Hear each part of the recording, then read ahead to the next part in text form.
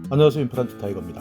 26일부터 요양병원, 요양시설에 대한 만 65세 미만 입소자나 종사자를 대상으로 백신 예방접종이 시작됩니다. 또 27일부터는 코로나19 환자를 직접 치료하는 병원 종사자가 예방접종에 돌입하고요. 또 이후 일정에 따라서 전 국민이 모두 백신을 맞으려면 올해 하반기가 되어야 될 것 같습니다. 그런데 이때 우리 모두가 나이를 불문하고 예방접종 전에 알아야 하는 사항들이 있습니다. 이런 내용 잘 모르고 가셨다가 큰 낭패에 당할 수가 있으니까요. 예방접종 전에 꼭 알고 가셔야 되는 내용, 오늘 이 영상 궁금하시면 계속 봐주세요.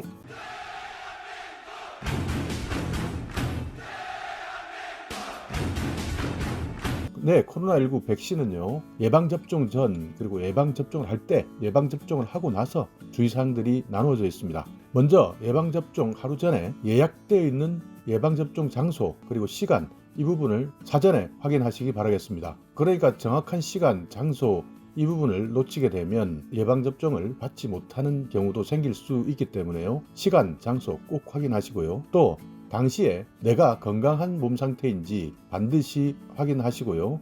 예방접종을 하기 전에 반드시 의사의 예진을 받아야 됩니다. 만약 여러분께서 장세척제 등의 약이나 화장품, 또 음식, 다른 종류의 백신 접종 이런 데 대한 알레르기 병력이 있으시면 예진표에 자세하게 기록해야 됩니다. 사람마다 다 다르기 때문에요. 약에 알레르기 반응을 보이는 분들도 있고 화장품에 알레르기 반응을 보이는 분들도 있습니다. 그리고 특히 음식과 같은 경우에도 알레르기 반응이 다르기 때문에 이런 내용에 대해서는 접종하기 전에 의사가 내주는 예진표 꼼꼼하게 작성하셔야 되고요. 또 혹시 다른 종류의 백신을 맞았다가 알레르기 반응이 있었다면 이 내용도 분명히 적어 주셔야 됩니다. 코로나19 백신 구성 성분에 보면요, 아나필락시스와 같은 심한 알레르기 반응이 나타나는 분들도 있는데요. 그렇기 때문에 아나필락시스 같은 심한 알레르기 반응이 한번 있었던 경험이 있다면 접종을 해서는 안 됩니다. 그렇기 때문에 사전 예진표를 작성할 때 정확하게 작성해 주셔야 되고요. 아나필락시스라는 것은요, 중증 알레르기 반응입니다. 그래서 심할 경우에는 쇼크가 오는 경우도 있고 호흡곤란이나 의식을 잃어버릴 수도 있고요. 입술 안에 부종이라 그러죠. 물집이나 종양이 생길 수가 있습니다. 또 몸 전체에 두드러기가 발생하는 증상도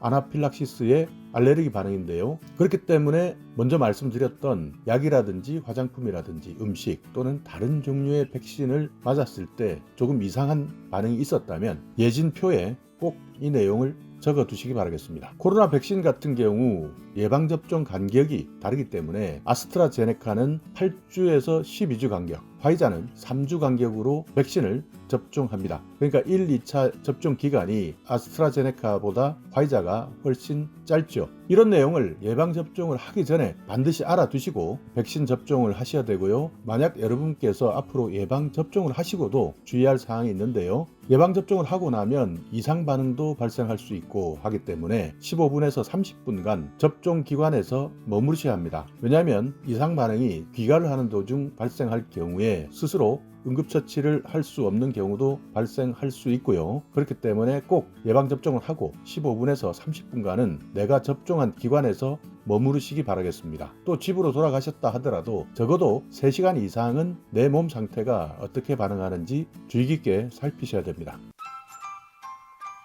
만약 약이나 음식, 다른 주사에 알레르기 반응이 있었던 분들은 30분간 관찰이 필요하고요. 주사를 맞은 자리는 항상 청결하게 유지하시고 최소 3일간은 특별히 관심을 가지고 관찰하는데 평소보다 고열이 있거나 다른 증상이 나타난다면 바로 의사진료를 받으셔야 됩니다. 어르신 같은 경우에는요, 예방접종을 하고 나서 증상이 발생할 수도 있으니까 주위에 도움을 받을 수 있는 사람과 함께 계셔야 되고요. 혼자 계시면서 예방접종을 하시게 되면 이후에 이상 증상에 대한 대처를 올바로 할 수 없기 때문에 꼭 도움을 줄 수 있는 사람과 함께 있으시기 바라겠습니다. 자, 그렇다면 만약 이상 반응이 나와버렸다, 나에게 열이 난다든지 새로운 신체 변화가 있다라고 한다면요, 여기에 대해서도 여러분께서 미리 알고 계셔야 되는데, 일단 정부에서 이야기하는 이상 반응 중에는요, 주사를 맞은 자국에 통증이 있거나 부어오르거나 벌겋게 변하는 발적, 이런 국소 반응, 작은 반응이나 발열, 조금 열이 오른다거나 피로하다, 갑자기 좀 피로하다, 두통이 있다,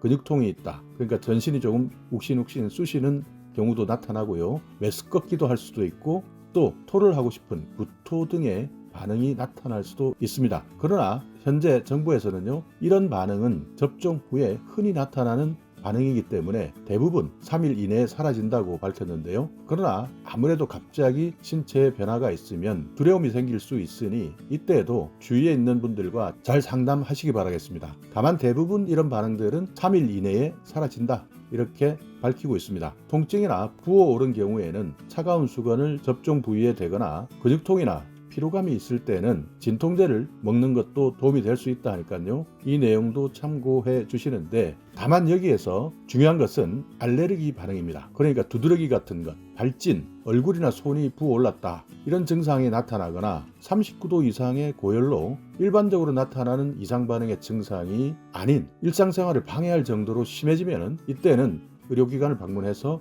진료를 받아야 된다, 이렇게 안내하고 있습니다. 만일 내가 심한 알레르기 반응이다 라고 한다면 즉시 119로 연락하거나 가까운 병원의 응급실로 가셔야 됩니다. 이런 알레르기 반응은요, 매우 드물게 발생하고 있지만 접종 후에 바로 나타나는 것이 일반적인 현상인데요. 그러니까 어느 정도 시간이 지나고 나타나는 현상과 갑자기 나타나는 현상은 다르다 하는 내용 기억해 두셔서, 만약 몇 시간이 지난 이후에 말씀드렸던 이상 반응이 있다면 그렇게는 걱정할 사항은 아니다, 이렇게 밝히고 있습니다. 자, 그렇다면 만약 예방접종을 받다가 이상 알레르기 반응에 의해서 죽을 수도 있다 하는 내용은 예측할 수 있습니다. 그렇기 때문에 질병관리청에서 이런 예방접종에 대한 피해에 대해서 국가가 보상해주는 제도도 안내하고 있는데요. 사망 일시 보상금으로 4억 3,700만 원 정도를 보상해줍니다. 돌아가셨을 때를 이야기하고요. 장애 일시 보상금도 있는데요. 만약 장애를 입었다라고 한다면 중증일 경우에는 일시 보상금 4억 3,700만 원, 경증이다 라고 한다면 2억 4천만 원을 보상해줍니다. 여기에 병원에서의 정액 간병비 하루에 5만 원, 만약 돌아가신 분에게는 장례를 치를 수 있는 장제비를 30만 원까지 지원해 드리고 있습니다. 자, 오늘 이렇게 26일부터 시작하는 코로나 예방접종 백신 맞기 전에 반드시 우리가 알아야 되는 내용, 그리고 맞고 나서 이상 증상이 생길 때 해야 되는 행동, 여기에 만약의 사고를 대비해서 국가 보상 제도까지 말씀드렸는데요. 가장 중요한 것은 예방접종 전에 여러분께서 의사가 제시하는 예진표 정말 꼼꼼하게 작성해 주셔야 된다는 것이고요. 또 하나, 주사 맞고 나서 바로 돌아가시면 안 되고 15분에서 30분 정도 내가 주사를 맞은 기관에서 나의 몸 상태를 꼭 살펴보시기 바라겠습니다. 그리고 이후에 귀가 이후에는 혼자만 계시지 말고 나의 몸에 혹시 이상 반응이 생길 것을 대비해서 누군가 한 사람 나를 도와줄 수 있도록 조치해 놓으시기 바라겠습니다. 자, 오늘 영상 여러분께 조금이나마 유익한 정보가 있었다면요, 오늘도 구독 그리고 좋아요 부탁드리겠습니다.